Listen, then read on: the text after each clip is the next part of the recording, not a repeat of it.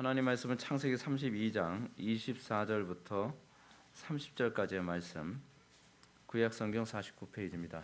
구약성경 49페이지, 창세기 32장 24절부터 30절까지의 말씀. 찾으셨으면 제가 봉독하겠습니다. 야곱은 홀로 남았더니 어떤 사람이 날이 새도록 야곱과 씨름하다가 자기가 야곱을 이기지 못함을 보고 그가 야곱의 허벅지 관절을 치매 야곱의 허벅지 관절이 그 사람과 씨름할 때에 어긋났더라. 그가 이르되 날이 새려하니 나로 가게 하라. 야곱이 이르되 당신이 내게 축복하지 아니하면 가게 하지 아니하겠나이다. 그 사람이 그에게 이르되 내 이름이 뭐냐? 그가 이르되 야곱이니이다. 그가 이르되 내 이름을 다시는 야곱이라 부를 것이 아니요 이스라엘이라 부를 것이니 이는 내가 하나님과 및 사람들과 겨루어 이겼습니다. 야곱이 청하여 이르되 당신의 이름을 알려주소서. 그 사람이 이르되 어찌하여 내 이름을 묻느냐 하고 거기서 야곱에게 축복한지라. 그러므로 야곱이 그곳 이름을 브니엘이라 하였으니 그가 이르기를 내가 하나님과 대면하여 보았으나 내 생명이 보존되었다 함이더라. 아멘. 이 시간은 당신의 이름을 알려주소서라는 제목으로 하나님 말씀 증거하도록 하겠습니다. 당신의 이름을 알려주소서. 여기서 당신이 누굽니까? 당신은 하나님이시죠. 하나님. 여러분, 우리가 하나님을 알려고 하는 것에 대한 열정이 얼마나 됩니까? 여러분, 우리가 교회를 나옵니다. 신앙생활 합니다. 신앙생활 한다고 했을 때에 우리가 왜 신앙생활 하는가에 관해서 우리는 좀 질문을 던져 보아야 되겠죠. 결론부터 먼저 얘기한다면 우리는 하나님을 알아가는 과정 가운데 있습니다. 그것이 최고의 복입니다. 방금도 우리가 예배 전에 이산지를 내게 주소서라고 이제 그 찬양을 불렀는데, 요즘에 와서 이제 제가 많이 묵상하는 것이 뭐냐면 하나님께서 왜 내 인생에 있어서 계속적으로 쉬지 못하게 하시는가? 왜 계속적으로 하나님께서는 수많은 문제와 난관 앞에 봉착하게 하시는가라고 질문을 던지게 될 때에 하나님께서는 그 과정을 통해서 나를 알려주기 원합니다라고 주님께서 말씀하시는 거죠. 그것이 성경이 가르치는 바입니다. 우리가 하나님을 아는 것에 관해서 그럼 우리는 어떻게 하나님을 압니까? 물론 우리는 성경이라고 하는 계시를 통해서 압니다. 근데 그것은 지적으로 아는 거죠. 마치 욥이 하나님과의 관계 안에서 이렇게 얘기를 하죠. 내가 말로만 들었사옵더니 이제는 내 두 눈으로 보나이다. 우리는 성경을 통해서 또는 교리를 통해서 또는 설교를 통해서 하나님에 관하여 우리는 알아갑니다. About God. 하나님에 대해서 우리는 압니다. 근데 하나님에 대해서 아는 것과 하나님을 실제적으로 아는 것은 별개의 문제겠죠. 욥도 그러지 않습니까? 내가 하나님에 대하여 내가 말로만 들었사옵더니 이제는 내가 하나님을 보나이다. 오늘 본문은 이렇게 시작합니다. 야곱은 홀로 남았더니. 야곱은 홀로 남았습니다. 왜 하나님께서는 야곱을 홀로 남겨놨습니까? 야곱은 수많은 가족들과 같이 있었습니다. 와이프도 4명이었고요. 그리고 그 와이프로부터 태어난 아이들만 하더라도 굉장히 많죠. 근데 그 많은 아이들 그리고 4명의 와이프 다 어디 갔습니까? 하나님을 대면하는 데 있어서 우리는 소위 하나님과 나와의 1대1의 독대의 시간을 갖게 되어집니다. 외로움의 시간이고 고독한 시간이기도 합니다. 우리는 하나님을 만나는 데에 대해서 어느 정도 관심을 갖게 됩니까? 많은 사람들이 교회를 다니는데 정작 나에 대해서 관심이 있지 하나님에 대해서 관심이 별로 없습니다. 근데 우리가 교회에 나오는 건 여러분들 왜 교회만이 유일하게 할 수 있는 것이 뭡니까? 그건 하나님을 계시하는 거거든요. 우리가 매주마다 또는 수요 예배다, 금요 기도다, 주일 낮 예배다, 오후 예배다 우리가 예배에 참여하는 이유가 뭐냐면 온 우주의 창조주이신 하나님을 알아가기 위해서입니다. 그 알아간다는 것은 머리로 안다는 얘기가 아닙니다. 하나님을 알아간다는 것은 그분과 직접적으로 관계하는 것을 얘기합니다. 그리고 그 안에서 우리는 그 위대함에 감탄하게 됩니다. 여러분들 정말 하나님을 만났다고 한다면 여러분들은 감탄하지 않을 수가 없습니다. 그 감탄이 무엇으로 표현되어지냐면 전도로 나타나는 거죠. 주체할 수가 없는 겁니다. 와 보라, 내가 메시아를 만났도다. 사도 바울이 주님을 만나고 나서 전도를 안 할 수가 없었죠. 내가 증거하지 않으면 이 돌들이 증거할 것 같은 거예요. 그 정도로 하나님을 만난 사람들에게 있어서 하나님을 만났다는 것이 얼마나 구체적이고 실제적인지 모릅니다. 야곱은 홀로 남았습니다. 주변에 그렇게 많았던 자기 와이프와 가족들은, 그리고 종들은 다 이미 에서를 만나기 위해서 앞으로 보냈죠. 야곱은 하나님을 독대해야 되는 그런 상황 가운데 있습니다. 그래서 여러분, 신앙은 우리가 신앙생활하면서 우리가 경험하게 되는 게 이겁니다. 하나님을 만날 때는 고독한 상황에서 만납니다. 어떤가요? 여러분들이 하나님을 만나는 시간이 언제 하나님을 만나야 됩니까? 주변 사람들과 막 웃고 즐기고 그런 상황에서 하나님을 만나지 않습니다. 하나님을 만나야 되는 그 시점은 내 주변에 있었던 모든 사람들이 다 떠나고 나 혼자 독대하는, 나 혼자 홀로 고독한 그 상황에서 그때 비로소 진지하게 하나님을 생각합니다. 진지하게 하나님을 만나게 되어집니다. 그리고 하나님을 만나지 않으면, 하나님을 내가 독대하지 않으면 내가 살 수 없구나라고 하는 것을 비로소 인식하게 되죠. 근데 하나님을 만난다는 것은 또한 뭘 의미합니까? 여러분, 우리는 하나님을 만난다는 것에 대해서 되게 좀 로맨틱하게 생각하는 경향성이 있습니다. 뭐 설교를 들으면서 뭐 감동받았다. 뭐 그렇게 하나님 만날 수도 있겠죠. 근데 하나님을 만난다는 것, 그리고 이 하나님을 만남에 관한 굉장히 중요한 부분이 뭐냐면, 하나님을 만났을 때 24절은 이렇게 시작합니다. 야곱은 홀로 남았더니 어떤 사람이 날이 새도록 야곱과 씨름하다가. 하나님과의 만남의 시작은 씨름에서 시작이 됩니다. 그죠? 씨름에서 시작됩니다. 예수님을 만난 사람들은, 그러니까 예수님을 만났다라고 했을 때에 여러분, 예수님을 만난 사람들의 그 유형이 이제 크게 두 가지로 나눠질 수 있습니다. 그냥 예수님을 만난 겁니다. 그냥 예수님을 만난 거예요.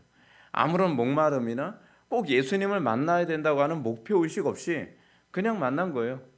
많은 군중들이 같이 따라가니까 그냥 따라가고, 예수님 참 좋은 소리 하시는구나. 근데 어떤 사람은 예수님을 만나고 나서 예수님을 만남이 곧 무엇을 의미하냐면 하나님을 만나는 거였습니다.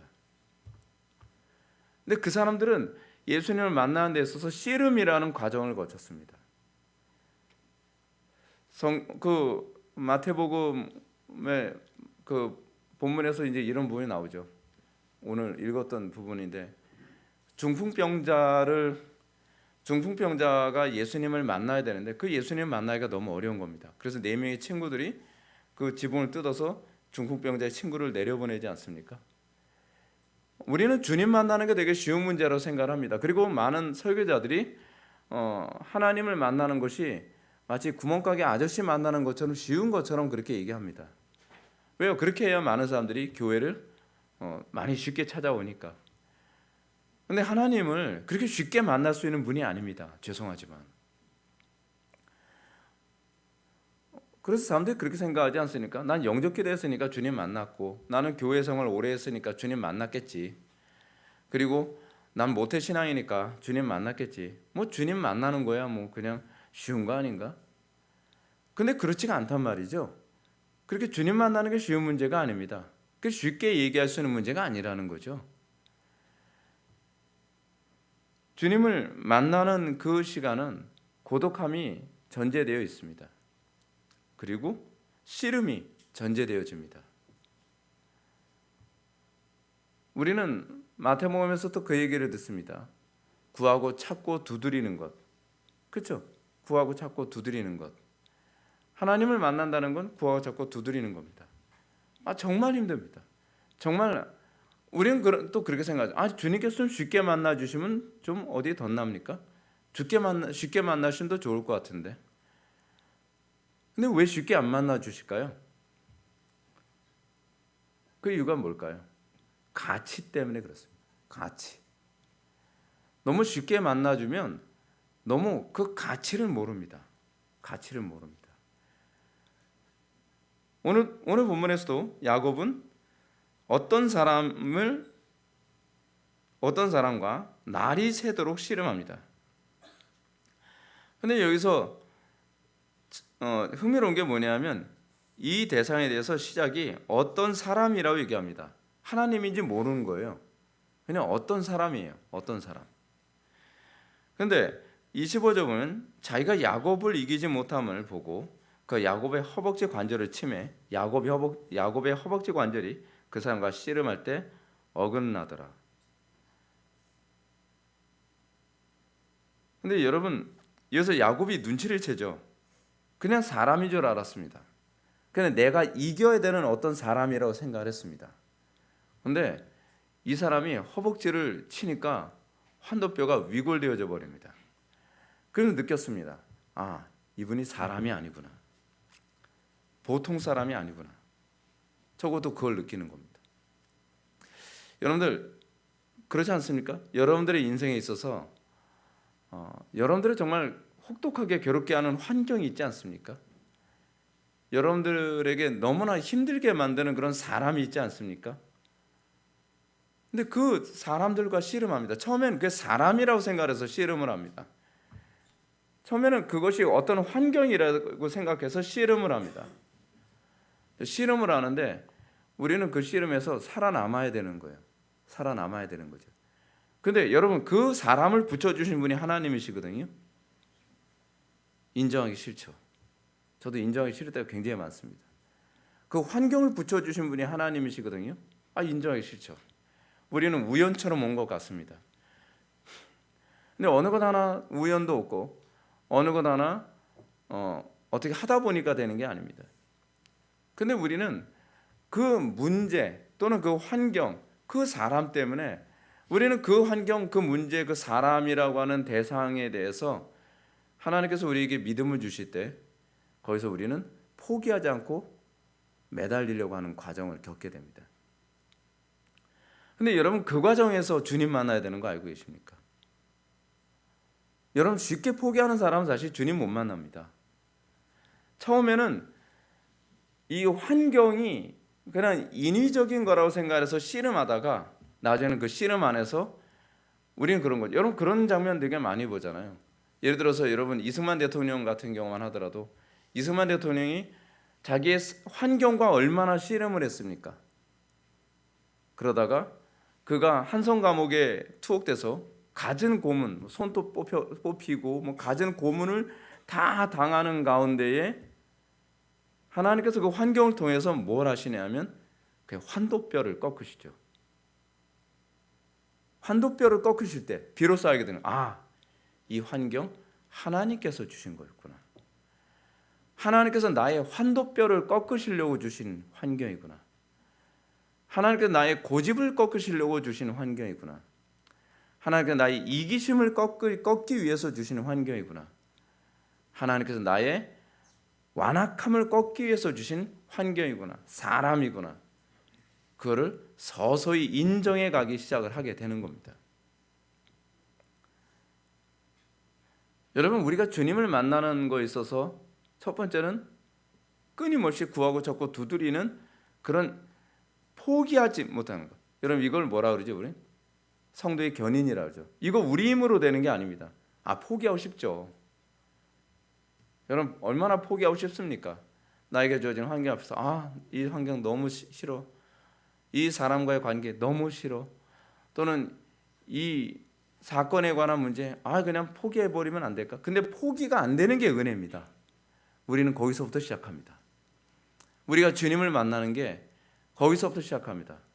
어떤 사람은 그럽니다. 목숨 그냥 끊어버리면 그냥 이 문제 잊어버릴 수 있지 않을까?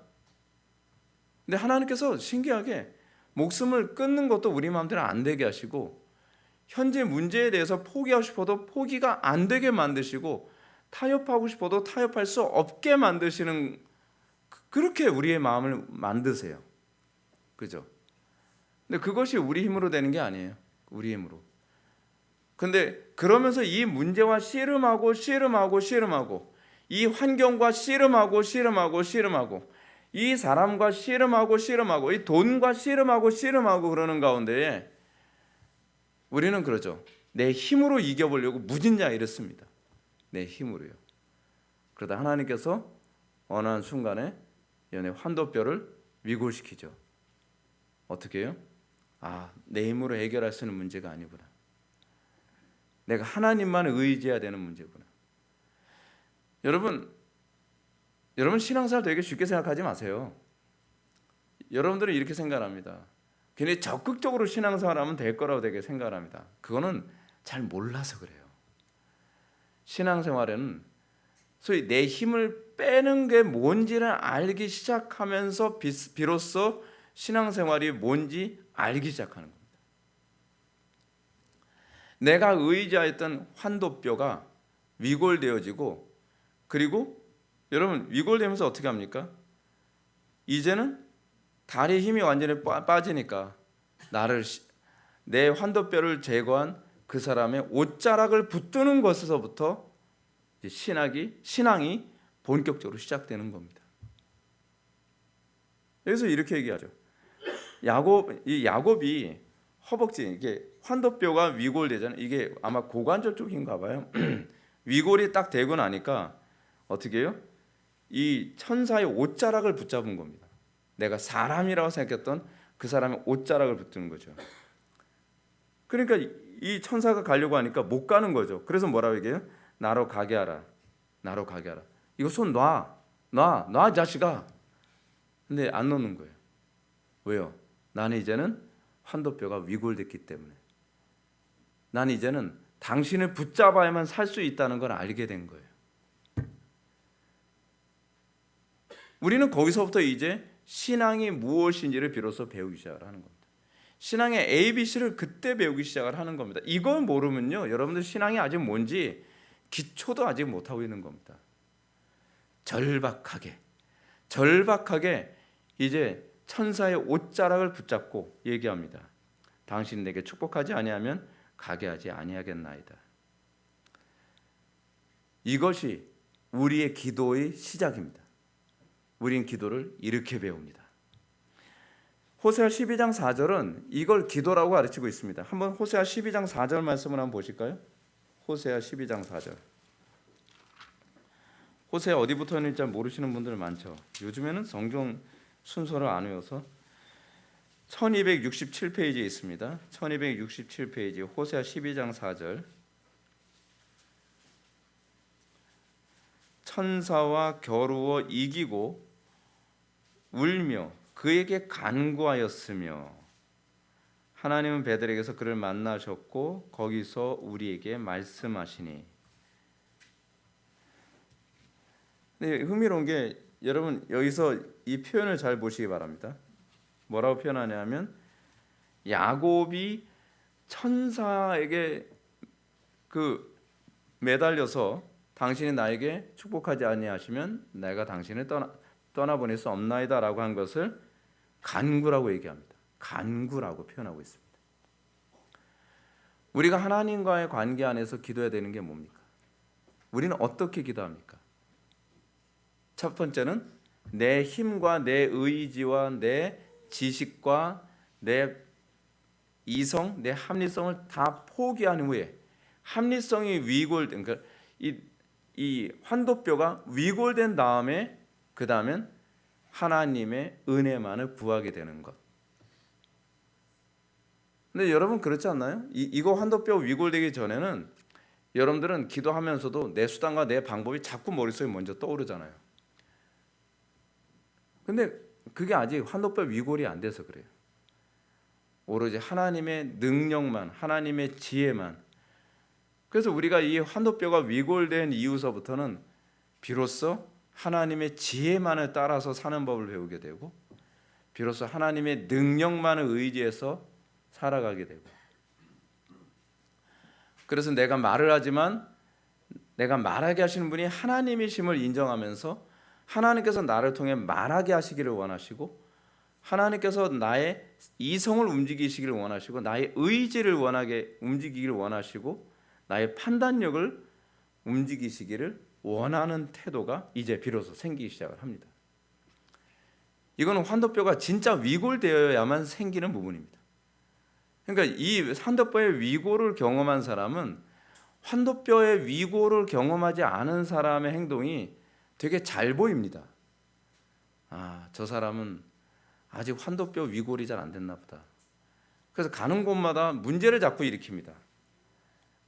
뭐 열심히 뭘 한다고 하는데 열매는 없고 자꾸 문제만 일으키게 되죠. 왜요? 그게 내가 하는 거라서 그래요. 내가. 근데 흥미로운 건 호세아서 12장 4절에서는 이렇게 얘기합니다. 하나님은 그에게 베델에서 그를 만나셨고 거기서 천사의 말을 천사가 야곱에게 얘기했다고 하지 않고 우리에게 말씀하셨나니 라고 얘기하고 있는 거예요.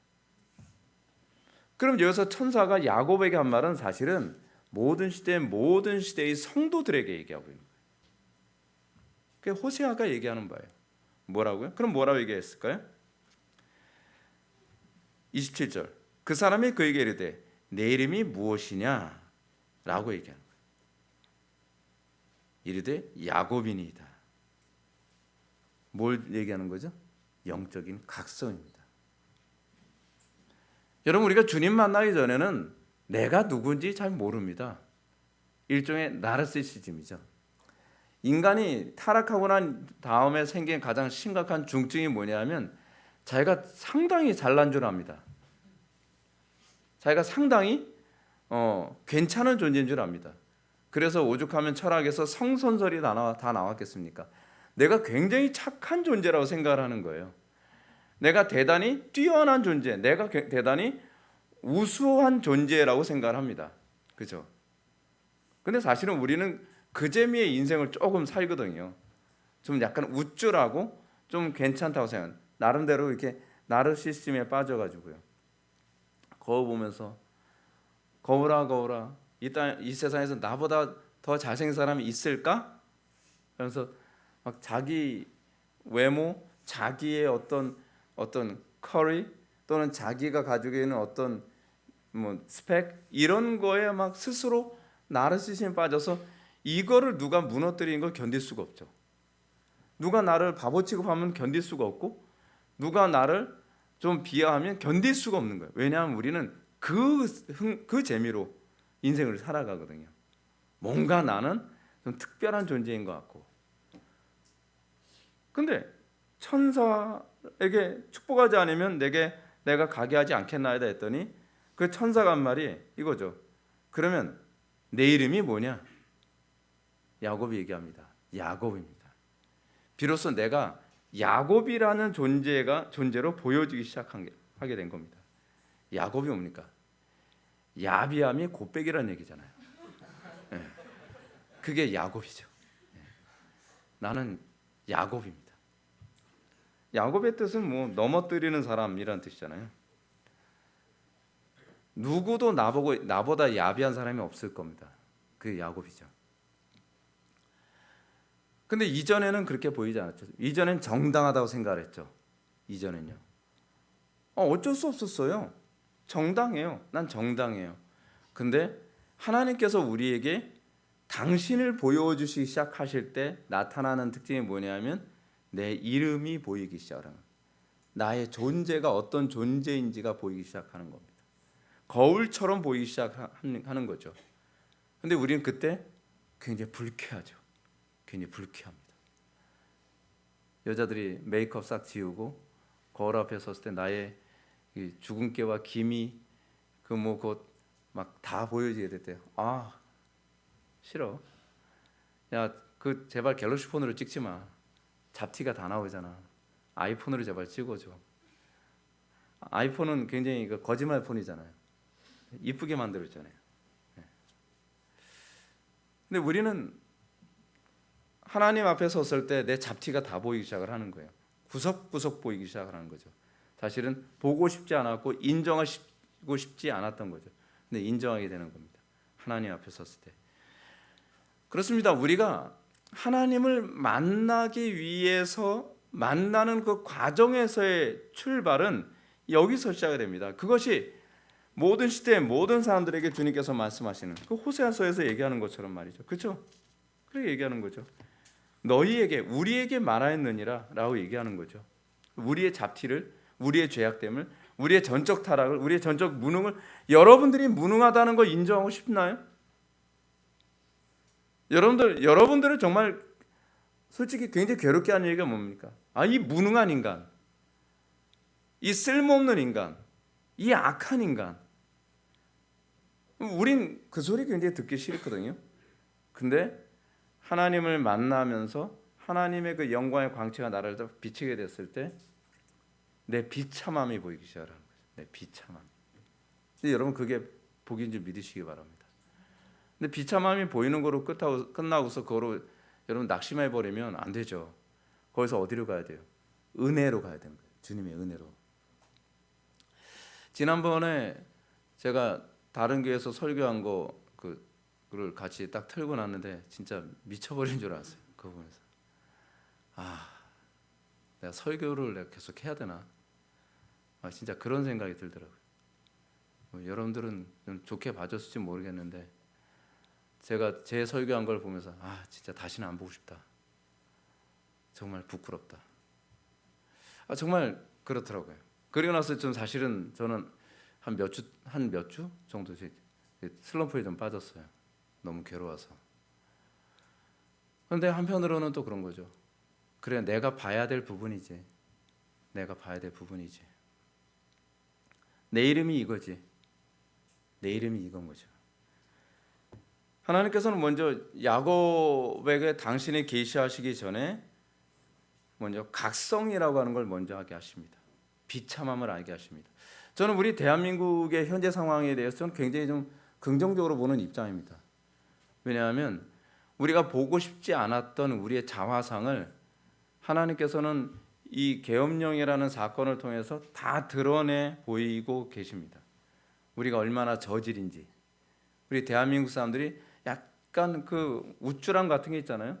전 세계에서 제일 교만한 인간들, 그 대한민국 사람들이잖아요. 자기가 되게 잘난 줄 알아요. 뭐 그냥 우수하다고 생각하죠. 자기가 우스운 줄은 모르고.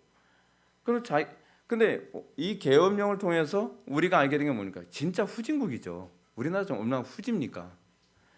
정치, 경제, 사회, 문화 모든 게 정말 최악이라는 것을 다 알게 되는 거죠. 근데 거기서부터 시작을 해야 돼요. 거기서 시작을 해야 되는 거죠. 이제 새로운 시작의 여명을 보게 되는 겁니다. 저는 그게 감사한 겁니다. 이제 뭔가 새롭게 시작할 수 있는 때가 됐구나. 이런 생각이 드는 거죠. 근데 우리가 정말 소망인 게 뭐냐면 나의 비참함을 하나님께서 보여주셨다는 것이 아니라 그 다음에 28절입니다. 그가 이르되 내 이름을 다시는 야곱이라 부를 것이 아니요 이스라엘이라 부를 것이니. 뭐라고 부른다고요? 이제는 네 자신을 내가 야곱으로 보지 않을 것이다. 이제 너는 내가 이스라엘로 볼 것이다. 이스라엘이 뭡니까? 하나님과 겨루어 이긴 자.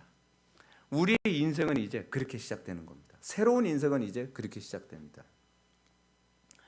그래서 여러분들의 삶 속에 나타나는 수많은 문제 앞에서 이제는 회피하지 않습니다.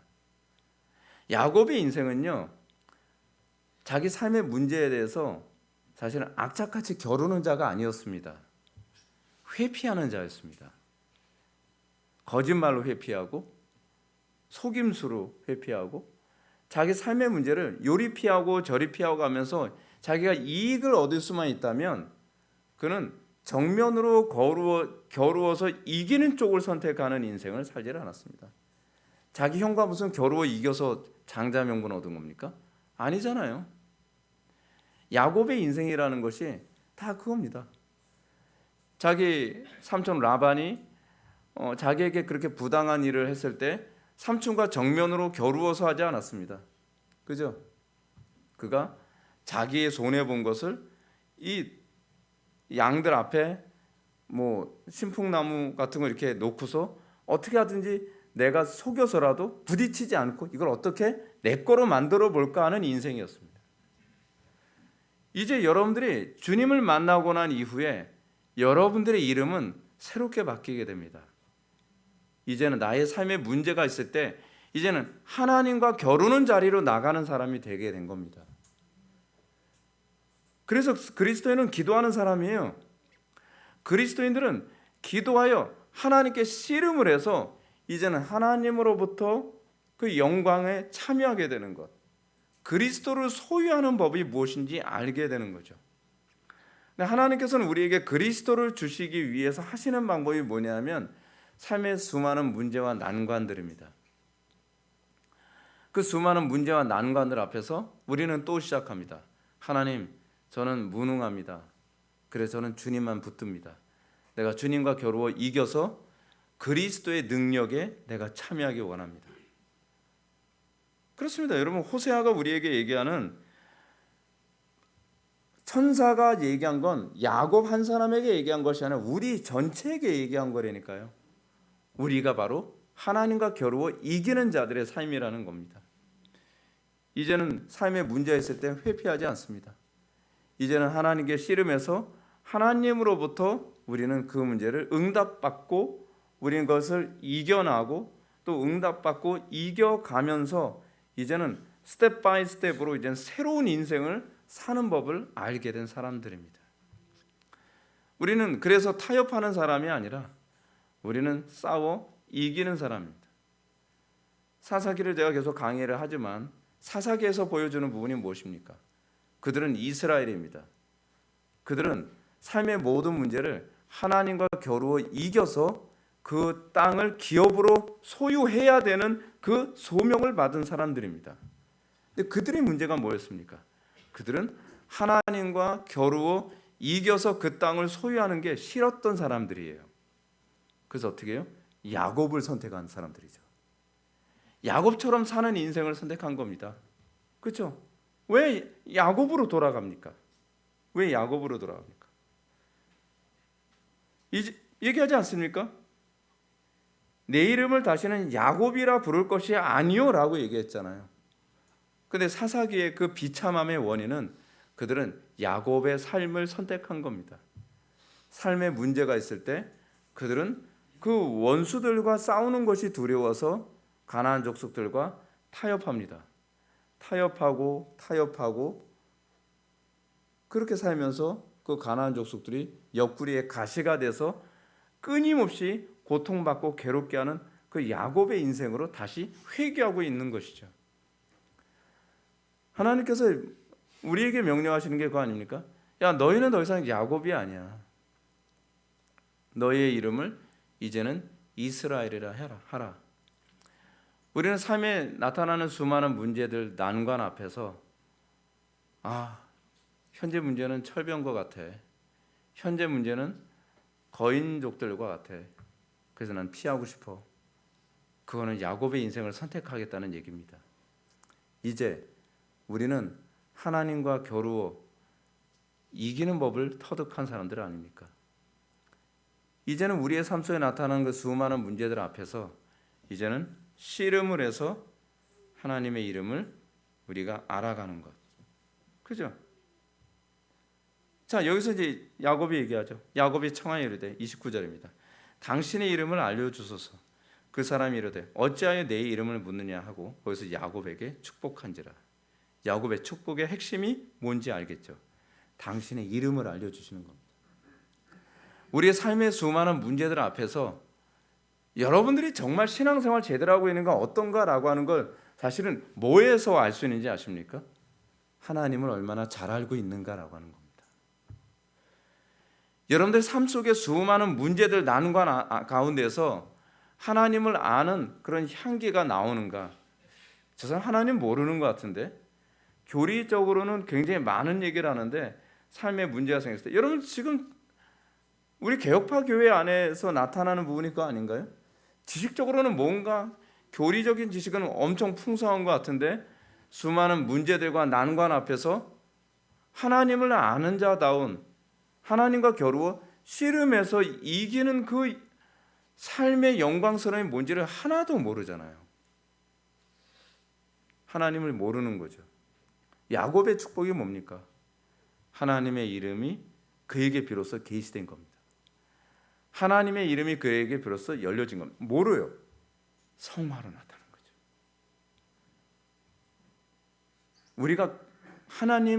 우리가 야곱에서 이스라엘이 됐다는 것은 이제 우리의 삶이 이제는 삶의 매 순간 문제를 통해서 문제에 매몰되어지는 사람이 아니라 오히려 그 문제를 통해 우리가 하나님과 씨름하여 겨루 이기고 그 이름에 하나님은 이런 분이시구나. 하나님은 이래서 나에게 이런 환경을 주신 거구나. 하나님께서 나에게 이것을 주시기 위해서 이런 난관을 주셨구나. 하나님께서 이것 때문에 이것을 알게 하기 위해서 하나님께서는 나에게 이런 위기를 주셨구나. 그래서 우리는 소위 구약에서 얘기하는 표현으로 따지면 여호와 라파, 여호와 샬롬, 여호와 니시 이런 고백이 나오게 되는 거죠. 그렇죠? 이 고백의 배경이 뭡니까? 처음에는 왜 하나님께서 나에게 아들 이삭을 바치라고 한지 도무지 이해를 못했어요. 근데 야곱으로서의 삶을 선택하는 것이 아니라 이스라엘의 삶을 선택하며 하나님과 겨루 씨름해서 이기는 그런 삶을 선택했을 때 그 제단 앞에서 뭘 발견해야 됩니까? 하나님께서는 바로 양을 준비하시는 분이셨구나. 여호와 이레를 알게 되는 거죠. 여호와 이레. 여러분, 우리는 당신의 이름을 알려주소서라고 했을 때 하나님께서 당신의 이름을 알려주시는 것이 바로 그런 방식이거든요. 하나님 말씀대로 끝까지 순종하고 하나님의 뜻을 끝까지 따르는 가운데에 비로소 하나님은 나를 치료하시는 분, 여호와 라파. 하나님은 나를 이런 방식으로 치료하시는구나. 여호와 샬롬. 하나님께서는 내가 생각했던 방식이 아니라 내가 생각지 못했던 방식으로 평강을 주시는 분이시구나. 하나님께서는 내가 생각지 못한 방식으로 깃발로서 나의 인생을 이끌어 가시는 분이시구나. 그래서 여호와 니시를 얘기하는 거죠. 그것이 신약에 와서는 예수님께서 뭐라고 당신 자신에 계시했죠? 나는 길이요, 나는 진리요, 나는 생명이요, 나는 문이요, 나는 양들의 목자요. 근데 그거는요, 이스라엘의 삶을 살게 됐을 때 비로소 그 말의 의미를 알게 되는 거죠. 사실은 나는 양의 문이다, 나는 목자다, 나는 빛이다, 소금이다. 이게 바로 여호와 샬롬, 여호와 니시, 여호와 이레의 그 동일한 문법으로 얘기하는 헬라식 표현이거든요. 예수님께서는 구약의 표현과 동일한 문법으로 그렇게 말씀하시는 거죠. 순종하지 않으면, 그리고 이스라엘의 삶을 살기 전에는 여호와만이 유일한 길임을 고백 못합니다. 삶에 문제 생기면 꼭 엉뚱한 길을 선택을 합니다. 여호와만이 빛이다 라고 하는 것, 우리는 그걸 잘 이해 못합니다. 근데 이스라엘의 삶을 산 사람만이 그것을 머리로가 아니라 삶으로 고백을 하게 되는 것이죠. 그리고 그곳의 이름을 브니엘, 뭐라 얘기합니까? 하나님의 얼굴이란 얘기잖아요. 근데 이게 기가 막힌 부분입니다. 30절 보면 야곱이 그곳의 이름을 브니엘이라 하였으니 그가 이르기를 내가 하나님과 대면하여 보였으나 내 생명이 보존되었다 함이더라. 여러분, 이 부분 평범하게 보입니까? 이 구절이 기가 막힌 부분입니다. 여호와 하나님을 본 사람은 죽습니다. 여호와 하나님의 얼굴을 본 사람은 죽습니다. 그런데 사실은 야곱은 부활한 겁니다. 죽어야 될 사람이 사실은 죽지 않은 것입니다. 여기서 부활이 나타나고 있는 겁니다. 어떻게 죽었습니까? 환도뼈가 위골되면서 죽은 겁니다. 하나님을 만났을 때 우리에게 있어서 첫 번째 나타나는 것은 죽음이죠. 그리고 야곱은 죽고 이스라엘로 다시 태어나게 되는 겁니다. 그러면서 뭐라고 얘기합니까? 내가 비로소 하나님과 대면하여 보였으나 생명이 보존되었다. 야곱에서 이스라엘로 다시 태어나게 됐다는 것입니다. 여러분들의 인생에 있어서 하나님을 만남으로 죽은 경험이 있습니까? 그리고 여러분들은 날마다 바울의 표현처럼 죽는 그 삶 가운데 있습니까? 날마다 그 죽는 삶 속에서 우리는 비로소 이스라엘로 다시 태어나는 간증이 있게 됩니다. 하나님께서 우리에게 수많은 문제와 난관들 주셨을 때 우리 너무 괴롭잖아요. 회피하고 싶죠. 야곱으로 살고 싶죠. 그런데 하나님께서는 거기서 정정당당하게 환도뼈가 위골될 때까지 씨름하는 법을 배우라고 우리들에게 가르치고 계십니다. 그리고 그 안에서 우리는 하나님을 알아가는 것에 대한 성숙이 점점 더 높아지게 되는 거죠. 우리가 예수를 처음 믿었을 때 우리는 그렇게 시작을 했습니다. 옛사람은 죽고 새 사람은 다시 태어났습니다.